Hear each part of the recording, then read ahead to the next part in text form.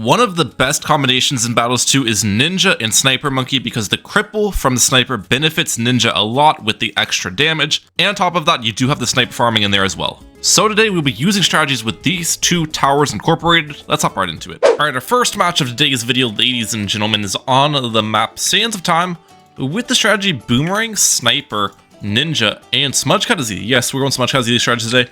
As said in the intro, haven't gone Smudge Cut in a while. And this is one of my favorite Smudge Cut as strategies just because it works out pretty well. Smudge Cut fits well into this loadout. I'll kind of explain why as the match progresses, but opponent starting with Druid and Oben, so nicely done there. We also missed our round 1 Smudge Cut as placement. I over-ecoed, so oopsie daisy. Round 2 Smudge Cut's fine though. And the nice part about Smudge Cut over regular Azili, especially with eco strategies, is Smudge Cut does regenerate lives at the higher levels. So GG round 40 potential is always like something you can kind of take into consideration, that life regen is always nice. So yeah. We'll upgrade the Boomerang here though. Got red hot rings in this bad boy, and the plan is pretty much just continue max ecoing and save for Glaive Ricochet as we do that. They're gonna Druid Leaks in Mr. Great Monkey 4965, nicely done there. Our strategy is pretty good though. Boomerang greeds really well early game. Sniper is some good old eco source, and it gives us cripple for late game because that bonus damage pairs extremely well with the third and final tower of our setup, the Ninja. So really all 3 towers have a pivotal role in this. Plus Smudge Cut Azili also just, you know, gives nice buffs, and the Hex can be great in the later game rounds and has the life regain that regular Azili does not. So yes sir. All right, Glaive Ricochet here. Perfect. We're good. Probably keep Smudge Azili on first. Now the one thing you need to keep in mind when you're going Smudge Azili strategies is the life regain is not a ton, like BTN for example. You regain basically I think 54 lives base if you don't power level Smudge Azili at all. You know, regain more than 54 if you actually spend money on her levels. Also, first banana farm from the opponent coming out in round 5. That is a late banana farm. Normally with Druid you want to be getting your first banana farm down like round 2 or 3 or something, like super early. So don't really know how they messed that up. We seem to be doing fine on defense here. Honestly, probably should keep Azili on first. Is the best targeting. Oh, Boomerang did actually miss some balloons there. That's okay. And we should be able to force a Druid of Wrath on their end. Round 7, which is yellow balloons. That's gonna be the plan. What if I keep Smudge Azili on last? I feel like I'm surprised we're leaking so much. Is it my Boomerang spot bad? I feel like the ricochets just aren't really ricocheting like they should be. I don't know. We shouldn't be leaking against black balloons with a ricochet and as much as on our end. But it's happening. Okay, they're sending me yellows. Not very many of them though, we're good. I want to force the Druid of Wrath on their side. It's balloon boost. That should force it. Or tower boost. I'm fine with either of those. Okay, force tower boost on their end. I ended up leaking even more lives. No, I've leaked down to the point now where I probably can't get enough life regain from Smudge Cut to GG around 40. Unfortunately. But it's fine. We'll see. We'll see how this game ends up playing out. I'm just surprised the Ricochet just keeps whiffing balloons. I think it's most likely just bad placements though. Most likely that's the case. Send some zebras their way. Alright, are they gonna send me any zebras? Currently, no. The plan is more glaives for round 11 if this is gonna be a big round 11 rush. Pretty simple stuff. Now, the nice part about Smudge Cut Azili is the totem from Smudge Cut Azili is fantastic. Comes back off cooldown really quickly, gives camo protection, pierce, attack speed, all that stuff. And that way, I can kind of supplement some of my camo from Smudge Cut. We're gonna go for a Sniper for camo, because snipers have extra camo damage too. And camo rush is also expensive, so most of the time people don't really want to send them. Sniper right there. They got some submarines down, nicely done. We're gonna go 1-2-0. I'm gonna get 2 snipers up. The other one's going to be just a 0-2-0. I can cross path it if they actually send me a camo rush. Right now though, it looks like they aren't interested. Okay. They got some margin support on their end, nicely done. An angry sub on their end actually. Oh, they sold some stuff. More glaives. De-regrow. I should be fine against this. I guess I need to tower boost that, okay. I thought more glaives. I feel like my more glaive spot is just bad in all honesty. I should have placed it like higher up or something. I don't know where the best spot is, but I feel like it just keeps selling the bread every second of the day. Either way, since I've already got a bunch of money saved up, we're just gonna go for a straight supply drop with my cash. Go for it early, just to make some nice income from it. I should be able to get it up in one more eco boost. Perfect. And if they send me a Camel Rush at the end of the day, we can just get the Scratching Post ability from Smudge Kazili. And then I'll give my Morglaive's Camo Detection. We'll target it here. Everything's fine. We also want to crosspath our supply drop with the bottom crosspath. That reduces the cooldown of it in battles too. It's economically worth to do. Alright, use that ability. And also, wait, tech bots are a thing now. Definitely want to tech bot this guy. Yes. I forgot tech bots and old eco are like brothers and sisters in this game. Very good pairing. Okay. Little bit of lag. Great Monkey is on some McDonald's Wi-Fi status. 2 yellow bars on their end. That's fine. So yeah, GG round 40 is probably out of the question in this game. I wanted to play for it, but I'm not going to get enough lives regenerated. And they have life regen with their loadout, obviously, with Druid. It's not bad, though. Like, the thing about Druid sub-farm is it's not going to survive late game rushes. So if we just take it late enough, I can kill them with a solid BAD rush. Not having 150 lives, it doesn't mean I just automatically lose the game. That's not pretty much ever the case most of the time. Okay. That's actually, well, they're sending me that. Let's go with a totem here. Totem from Smudge Kazili. Actually does insane damage, holy cow. We're gonna unlink you. Because ideally, I could sell these for what, 4k plus? Let's say ideally I get the... I don't have enough money for it. I don't have enough money. Oh well. Ideally I get the Elite Sniper before I get the crate going. Was my plan. But we'll just wait for the next crate cycle. Now something I am low-key worried about with this strategy is round 24 Ceramic Rush. Boomerang's not great against round 24 Ceramics, believe it or not.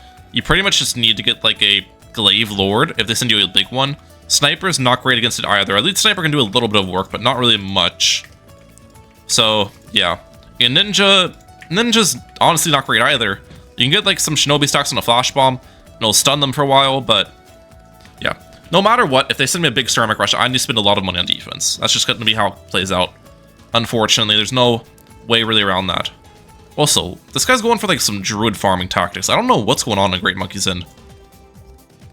Might be someone who's kind of new to the Druid gaming, because these are very interesting decisions that are going on. One more eco boost, I can get another supply drop on my end.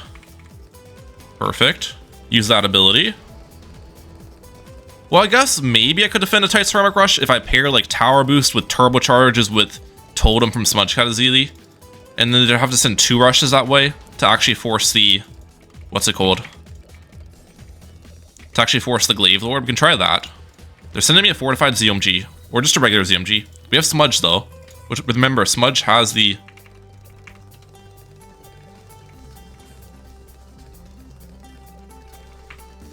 Let me upgrade. I should have just went for Glaive Lord. I'm gonna go crazy though with this lag, guys. You saw how many times I tried to actually upgrade and use that turbocharge ability and it just never went. Like, I know I should have just went for Glaive Lord, but this lag is actually driving me crazy. Alright, next match of today's video, guys, we've switched up the strategy a little bit. I switched out the Boomerang for Alchemist, so Ninja Alchemist Sniper. And thought process behind it is basically, Boomerang doesn't even really help you out for tight Ceramics round 24, which is a huge problem for this loadout and just a mini loadout like. Well, Alchemist Ninja still kind of has the round 24 weakness, but the nice part about it is I can make money from the Ceramic Rush because Rubber to Gold's a thing. So we'll keep that in mind here. I think Rubber to Gold could be pretty helpful. Now, opponent is going Druid with Oben, so probably Druid sub-farm from them. So this should be a fun matchup. Let's get Ninja down here. I don't know, is that in the range of my Alchemist? I actually don't think it is. My Alchemist placement was kind of an optimal. There's no way the Ninja's gonna get buffed from that Alchemist. Okay. Well, that's a bit unfortunate. I'm going to upgrade this Ninja. This will be my Bloonjitsu later. I just will need to place another Alchemist. Is how it will go down. That's fine, though. I think we'll go... Do I want to go Sharp Shurikens, or do I want to upgrade the Alchemist first? We probably shouldn't even upgrade this Alchemist, in all honesty, since this is going to be sold. Keep Smudge Cut on last, though. That way you can put the curse on Bloons early. And then I'll go for the second Alchemist. Which will be right about here. Perfect. Opponent got their early farm down, nicely done. This should be a fun matchup. I always love playing against Druid sub-farm. Always makes for some pretty good games, pretty entertaining ones. Let's actually Balloon Boost at them, because they're leaking a lot here. Yeah, they're going to over-leak. Couple lives, that's good. They got all their Druid leaks in, but then over-leaked on top of that. Alright, second Alchemist will be a 1-1-0. Maybe keep this one last. I wonder if I can just defend white balloons with this setup. Like, do I need to go for a double shot? Because technically, this Alchemist keeping it around is cheaper than upgrading double shot, but I don't know if this defends white balloons. It's low-key defending. Okay. Ocean Open obviously would be better early game with this setup, but I like Smudge Cat either for the life regain and just the totem and hex and all of that stuff you get later with Smudge Cat that Ocean Open does not bring you. Send some black balloons their way. This appears to be defending though, which is great. Love to see it. The double Alchemist play. And I will send a lot of yells in round 7, but unfortunately, I don't think we'll be able to actually push through that Druid. You have to send an insane amount to get through the 103 Druid on this map with Oben. It can defend a ton. Let's see, though. I'll try my hardest. Maybe if I Balloon Boost, the black balloons on top. Does this do anything? Yeah, we did force the lightning. Okay, that's what I was going for. Balloon Boosts aren't really too useful for me later in the game because I won't be playing aggressive as an eco strategy, so just balloon boosting to force more defense in the early game is a pretty good use of it in my opinion. At this point we can now get double shot up. Perfect. And I guess this Alchemist will start to be upgraded towards an Alch buff. Is the next best plan. Acidic Mixture Dip. They're actually sending me some Regen Zebras. We'll get the Alch buff earlier then. Just stop my eco briefly. Should not be a problem. We can sell that other Alchemist. Honestly, I could have sold the other Alchemist earlier and not had to stop my eco as much, but it is what it is. Okay, 2 eco boosts here, and I should be able to forward the Bloon Jutsu pretty easily. In case they send me around 11 rush. That's the plan. Now, if they don't send me around 11 rush, which is also a possibility, we just go for Rubber to Gold early, I think. Which Rubber to Gold will go right here. Nothing so far. Let's send a Camel Lead their way. Force that Submerge and support. Perfect. And Rubber to Gold will be here in a second. Perfect. Now going for Rubber to Gold before Bloon Jutsu is kind of crazy because now I can get rushed, but the thing is if I get rushed, I'll make money off the rush at this point. So that's what I like. Making money off of a rush is huge for us. Also, okay, they went for triple guns. I was gonna say I need to force that triple guns on their side, but they went for it anyways. I'm in a great spot. Let's be ready to get that Bloon Jutsu up, because currently I don't have it. I've got enough money on hand. It doesn't seem like they're rushing though, surprisingly. They're playing passive against Ninja Alch Eco, which is really odd. Okay. I mean, I'll take that 10 times out of 10. Just make sure I have enough money at pretty much all points to get that Bloon Jutsu up. Well, now I need to be a little bit more careful because, yeah. Strong on you. Let's use that ability. I should be fine against this rush. No totem necessary. Because I can't tower boost a rush. If I tower boost a rush at this point, I'm pretty sure I'm dead to like around 16 all out. But thankfully I have totem available, so if they sent me like a bigger rush than that, I could have used totem and probably defended it anyways. Let's sell this Alchemist. And I'm doing alright. Everything's okay here. Round 17. Are any mobs going to be sent? Let's see. They're not going to be able to get any Druid Leaks in for the other 5th tier Druids because they have Brambles in the back right now, so not like my opponent can leak the camos or anything. And I think we just start setting up for my first sniper farms, most likely the plan. I want to place the sniper here because you can see like the red area is where the sniper can't attack. It's important the sniper doesn't attack early since that's where my Rubber to Gold's hitting the balloons. I don't want to steal the Rubber to Gold income with the sniper shots, but I also want the sniper to provide defensive support, so I didn't want to place it like at the top, for example. That just wouldn't be good. So that was my thought process with this sniper location. Round 19. I'm gonna switch over to Yellow Balloon Eco as well, actually. Slow down my Eco a little bit with a more efficient Eco Balloon, that way I can save for the sniper farm earlier. This is a fine play. They're sending me that. Let's go for this. Actually, probably not necessary. Smudge Cat ZD gives me a lot of mob class damage, but I low-key forgot about Smudge. It's fine, though. We'll just be a little bit safe with the Perishing Potions. And we're completely good. Okay, sell this Alchemist now. One more Eco Boost to get the supply drop up. Cross path it. I'm also going to get a Tech Bot on my end. And Tech Bot this. Perfect. Good start so far for me. I like this. They got their double bank set up, so my opponent's farms are really good. But again, in situations where like both of us are rich, it benefits my strategy a lot more because I've got a huge late game advantage. And if we're both rich, I can pretty much defend any rush they can send me. If we're both poor, then I can't really defend a rush they can send me, if that makes sense. Okay, they're selling for their nomics, it looks like. Where is it? Nicely done. Round 22. I am going to get up a elite sniper on my end. Perfect. Keep us on first targeting. And now I need to prepare my tight ceramic defense, which I'm a little bit worried about tight ceramic rushes, obviously. I think we're going to do flash bomb with a bunch of shinobi stacks. This is the overall plan. I can also alch buff my elite sniper. Okay, they went for a BFB towards me. I feel like they're likely to follow that up with stuff. I don't want to use totem against this BFB, but I'm fine using a hex against it so it doesn't spawn insides. Now we use totem. Hex. Totem honestly should be targeted somewhere around here.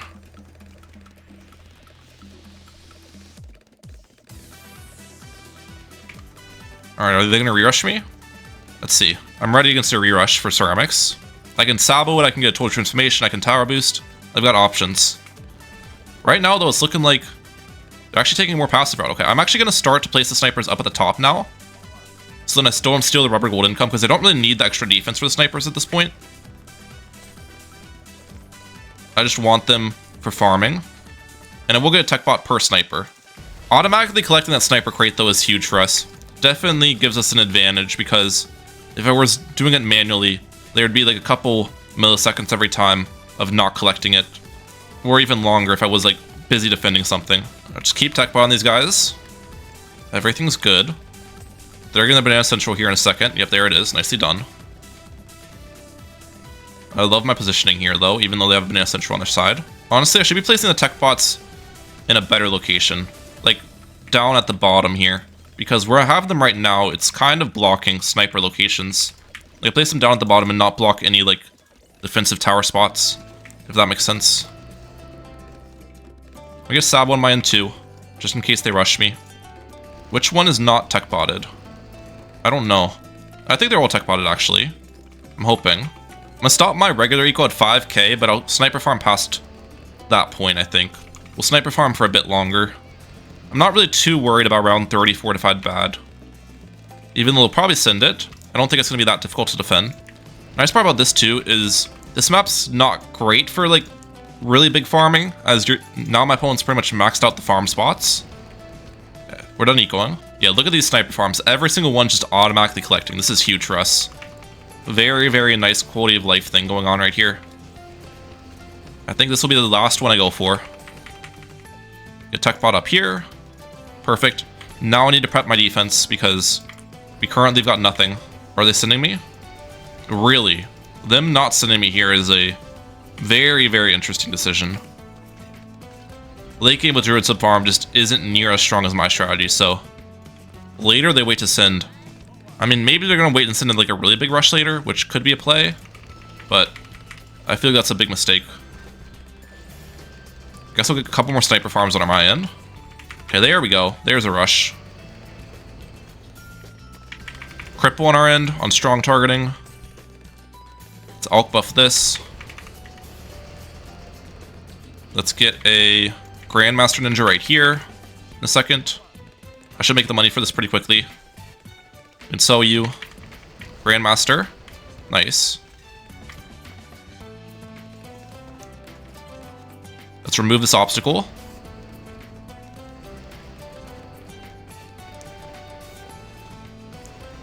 And I think towards the back end of the map, like right...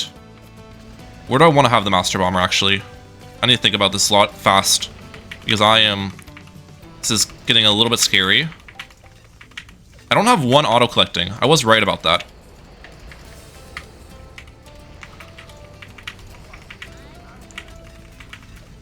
Okay, let's get a total transformation here in a second. I need a perma brew over here. In a little bit. Perma brew. And let's get some perma brewed Bloon Jutsus on strong.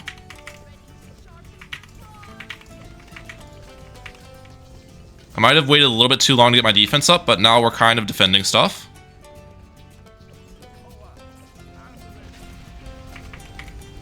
Let's micro this in a second.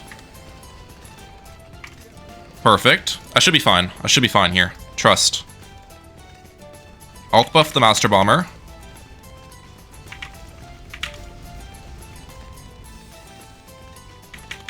Yeah, this defense was not really built that efficiently. I kind of rushed into it. But I think I'm... Oh wait, I still can use the totems too. I haven't been using totems at all. Smudge Cut is easy as a thing. Yeah, totem buff is huge. Let's go for another Grand Sabo here.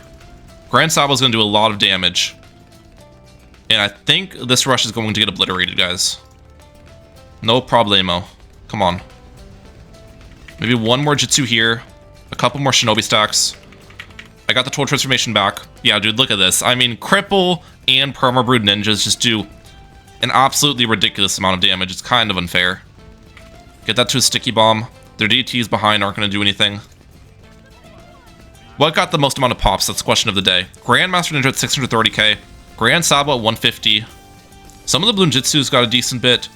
The Total Transformation Ninjas, though, both all have like 200k apiece. That's kind of crazy. Similar amount to the Master Bomber. And yeah, there you go, guys. Smudge Cut is easily being used with ninja strategies. I feel like Smudge Cut Ninja with Sniper is a pretty solid combination. Definitely needs some tweaking, though. And yeah, I will just end it off with one set of DT sent towards my opponent. I don't think, unless they have trees available, they shouldn't be able to defend that.